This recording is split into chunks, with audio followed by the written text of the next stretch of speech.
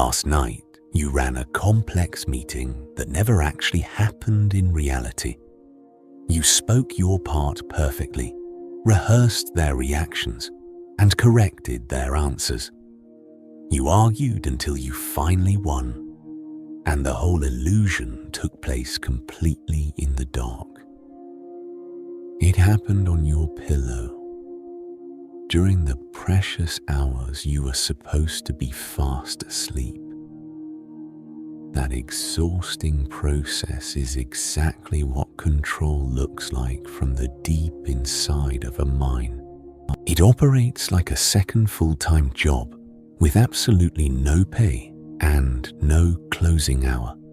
And here is the strange, cruel mathematics that governs this endless mental loop. The harder you grip the exterior world, the more life slips through your fingers. The harder you try to control your circumstances, the more your nervous system suffers.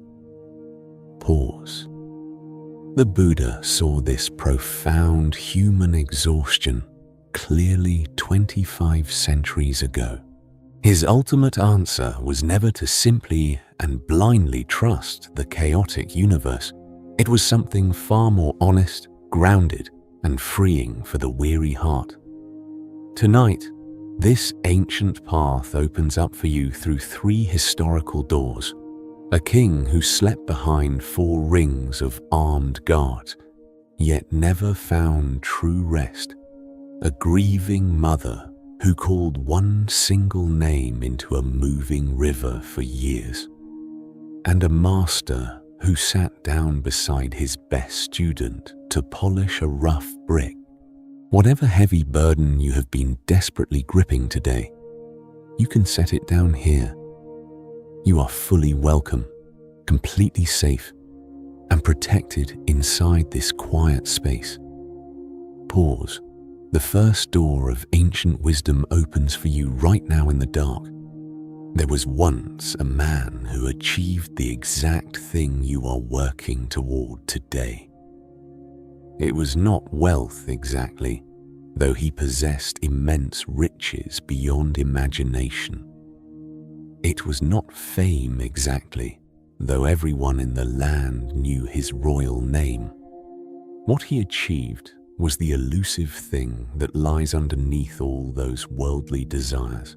The peaceful state that wealth and fame are always supposed to buy for us. Nothing in his daily life was outside his powerful, commanding reach. His schedule was meticulously arranged down to the exact hour of the day. And those long hours completely and perfectly obeyed his administrative will. If he wanted a problem gone, it vanished completely before breakfast. Pause. He had, in the most literal sense possible, absolutely everything under control. And yet, every single night, he lay wide awake, listening intently for distant footsteps. His protection was heavily arranged in 4 distinct rings of armed sentries. Guards stood inside his private sleeping chamber, close enough to hear him breathe. Guards patrolled right outside the chamber doors, inside the city, and far beyond the walls. 4 rings of armed men stood firmly between his vulnerable body and the world. He slept in the dead center of them, like a man forever holding his breath. Because here is the truth that no one tells you about getting everything under control. Every single thing you manage to control becomes another thing you can lose.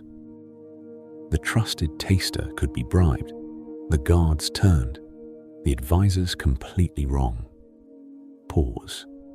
Each ring of protection was also a brand new weak point to worry about. Control kept falsely promising him a final, peaceful finish line to rest at. And every time he reached that line, the line had mysteriously moved away. You know that exact mental arithmetic. You have run it at midnight too, with the lights turned completely off. It just wears different clothes in your century. That imaginary meeting you ran last night on your pillow was his threat review translated. The mind desperately believes that mental rehearsal equals real protection. It believes that if the disaster is imagined thoroughly enough, you will be safe. So chronic worry feels like real work, and that is its ultimate trick. It produces the brief sensation of doing something while changing absolutely nothing. Pause. Run the honest audit just once of all the disasters you have rehearsed in your life. Out of the thousands of scenarios, how many arrived exactly as you scripted them?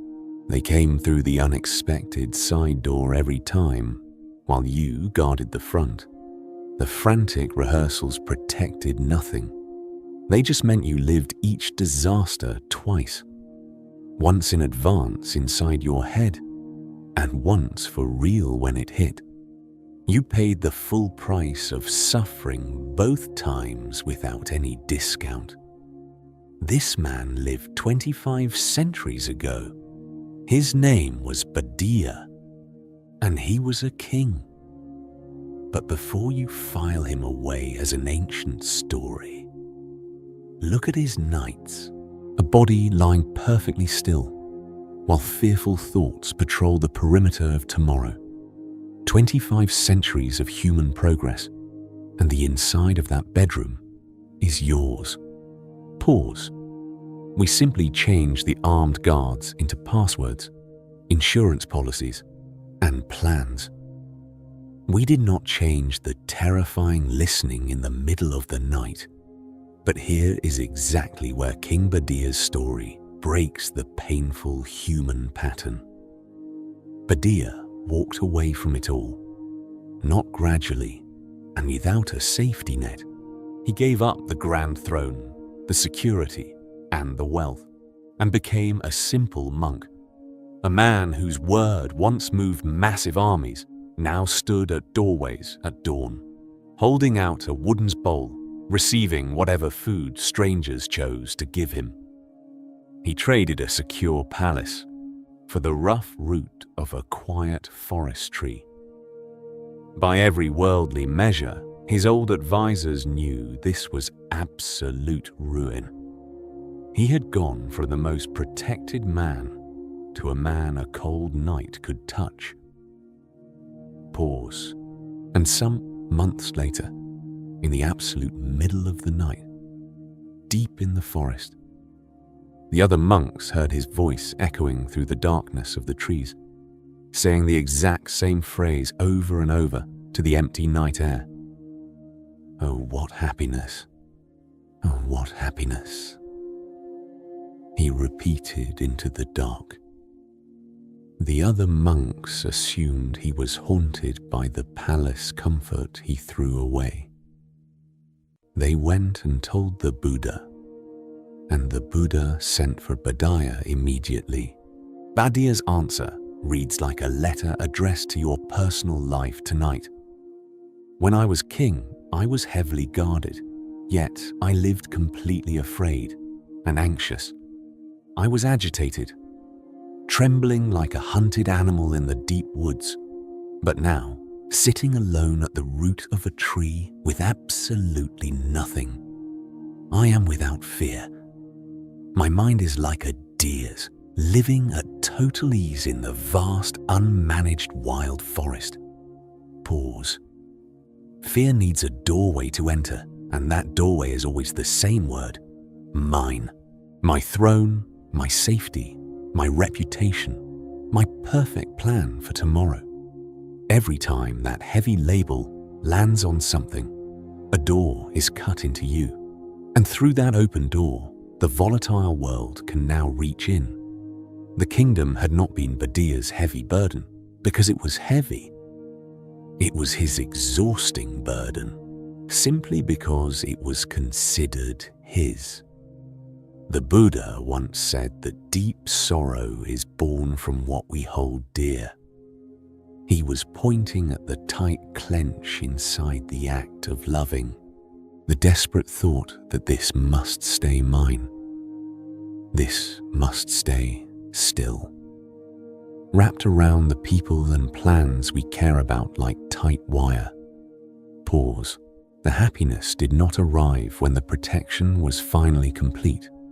The happiness arrived on the night there was absolutely nothing left to guard. A hunted animal and a free deer both live in the exact same forest. The deer is not physically safer. It is simply finished trying to manage the forest. You have seen both of these animals on your same commuter train. Two people, same carriage, same delay announcement crackling overhead. One is already furiously calculating the cascade of failures, refreshing an app. The other person simply looks out the window at the falling rain. Same forest, same predators. One nervous system at war. One at ease. The mental gripping changed absolutely nothing out there on the tracks. Pause. The grip creates the very trembling it was built to prevent. The harder you control your life, the more you suffer. Baddiya lived both halves of it, and he knew which half let him sleep. Let him sleep now, under his tree, in the quiet forest. You do not have a palace, but you do have a kingdom distributed differently today. Your kingdom is the phone lying face down, waiting anxiously to light up. Your kingdom is the email you reread 3 times, checking if it is perfect. The plan drafted for a difficult conversation 3 days in advance. While an entire angry courtroom argues inside your tight chest. Pause. Count the internal guards tonight. Really count them in the dark. One posted on your reputation. One posted on your inbox waiting for the verdict. One posted on the future. Running drills for disasters that never once arrived. Every single guard has to be paid from your account, with your attention. The very substance your short life is literally made of. Spent on watch duty. You just notice at the end of an ordinary, peaceful day that you are completely spent. You lived your day, and you guarded it at the same time. And being managed is a physical feeling, and everyone can feel it. Control promises to protect your relationships, and instead, it puts glass between you. You can see them through it. You just cannot quite touch their true heart. Pause. Then, one evening, you are simply too tired to manage anything. You just sit with them entirely undefended and say the true messy thing. And the whole temperature of the room changes instantly. They lean in close. Everyone had been waiting for the guard to take a single night off, so they could finally meet the raw person he was guarding.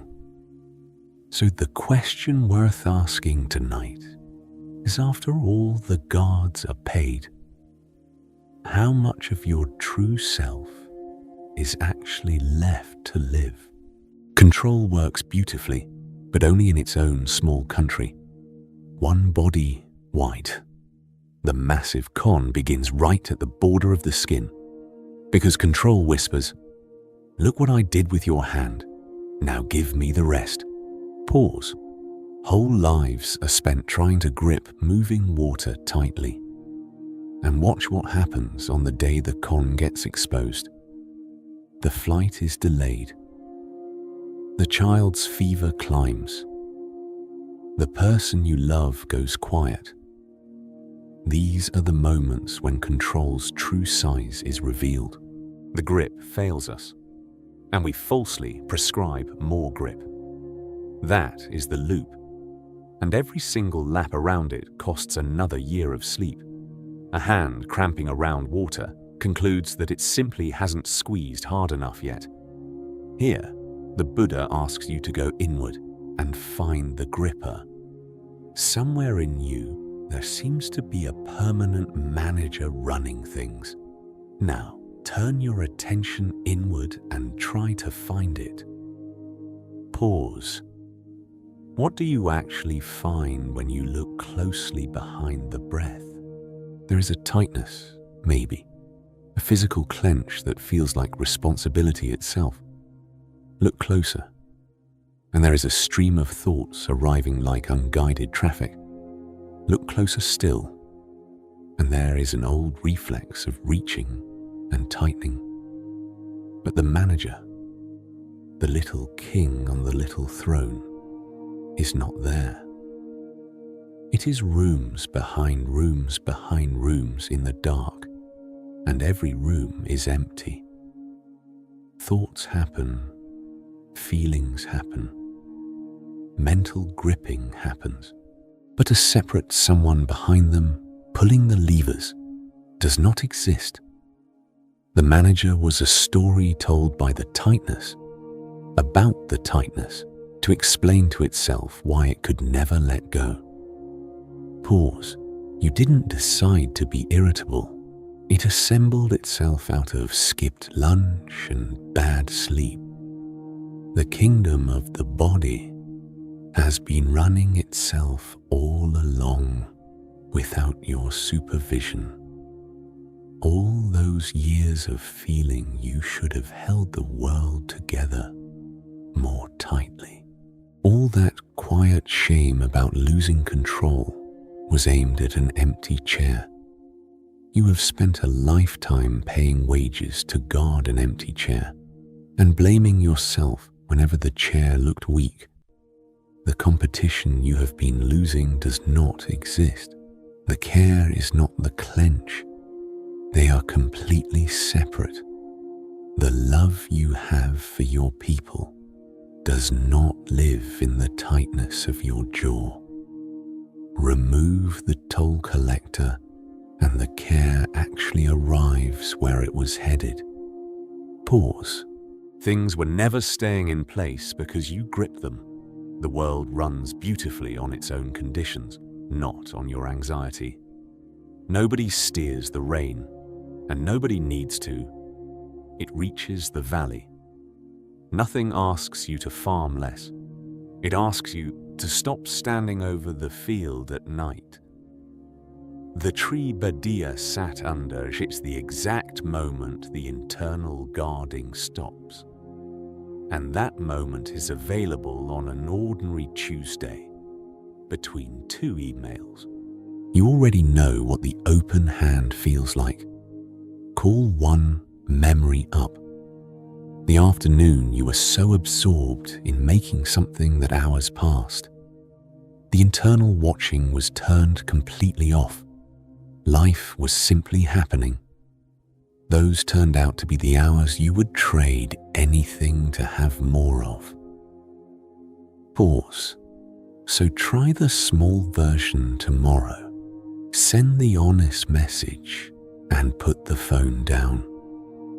Let the reply belong entirely to the other person. Your part ended. Feel what happens in your body when you actually mean that. The shoulder drops. The peace came from the watching finally ending. It was never the world that had to stand down. It was the watchman. Tonight, the old meeting will try to convene again on your pillow. Name it quietly inside your mind, rehearsing, and let the body go soft. You're not fighting the mind. You're just declining gently to attend. A king at the root of a tree, laughing softly at how heavy the crown had been. The guarding stops. The ground holds you. and you can finally rest